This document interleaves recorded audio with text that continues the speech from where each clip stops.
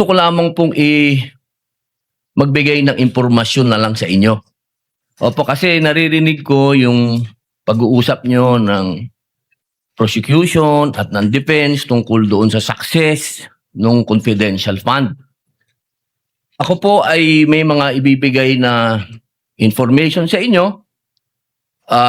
Pwede po kayong magsabi na lang ng oo o hindi kung naintindihan po ninyo. Alam ko naman maintindihan mo, taga Baguio ka eh. Opo, noong pong pinag-uusapan natin yung patungkol sa mga terorista, napag-uusapan po lagi ang ating Vice Presidente. Ang ating pong Vice Presidente magmula 2016 hanggang 2022, siya po ay naging mayor. Alam niyo po ba yon? Opo, mayor Opo. ng Davao. Yan, opo.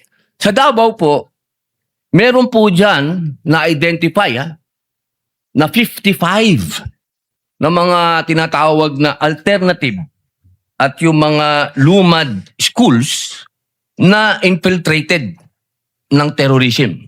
Nabalitaan niyo po ba yon? Hindi po ako hindi ko po gaanong napakinggan po yun. Hindi po ako aware yun. Opo. At alam niyo po ba rin na noong 2016 hanggang 2022 hanggang 2023, 12% po ng mga NPA rebels, surrenderies, were minors, 12 to 17 years old. Hindi po ako aware dun po. Gusto ko lang sundan kanina, sinabi ko merong 55 alternative na eskwelahan na nagbe-breed ng mga child warriors ang naisara sa Davao Region. Ituloy ko lang, noong August 6, 2024, nagkaroon ng committee hearing ang public order at sinasabi na 102 schools nationwide were identified as recruitment.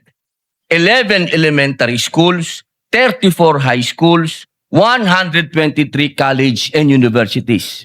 Doon din sa hearing na yon sinabi na meron 168 track student recruits remain active sa NPA. Ngayon, tanong ko kay Ilian, hindi ba responsibilidad din ito ng Vice President at ng DepEd Secretary ang mga estudyante? Yung sa anong tawag dito, sa college po, yung DepEd po kasi is hanggang sa high school. Opo. Opo, yung binanggit ko po kasi kanina, 55 na alternative child recruits. 11 elementary schools. 34 high schools. Ibig pong sabihin, tuloy-tuloy po yun. Magmula elementary, paakyat hanggang college. Yan po ang style ng recruitment.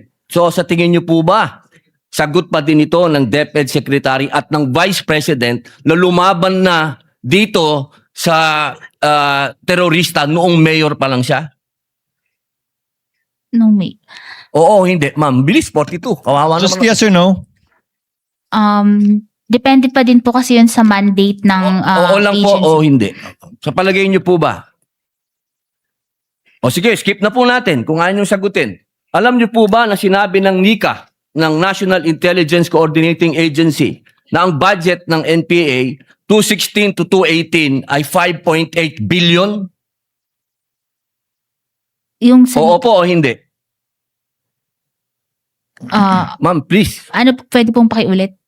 Ang budget daw po ng NPA is 5.8 billion. Alam niyo po ba yon? Sinabi po ng NICA. Hindi ko po narinig yun sa Opo. news. Sa palagay niyo po ba, sapat yung budget na magkano po ba ang sinasabi niyo? 500 million ba ang naibigay? Pero yung Kasama na po yung sa Vice President at sa DepEd. 600 Kumpara niyo po sa 5.8 billion. Sapat po ba yon? Pero kasi yung sa nabanggit po ng NICA is mako-cover na din po nila bilang isa sila sa mga agencies with. So alam niyo po yung sinabi ng NICA. Alam niyo po. Hindi ko po narinig Yung tungkol yun lang sa- po sa estudyante. Kasi alam niyo naman po, sa ngayon, ang nasa front na inilalagay ay mga estudyante. Nabalitaan niyo po ba yung mga namatay nung huli na mga estudyante? Yung violence po sa school. Opo, ito na lang po. 8 seconds na lang po ako. January 1, 2024, sinabi po ng AFP na there is no more guerrilla active front. So ibig sabihin po, successful. Based po sa AFP. Salamat.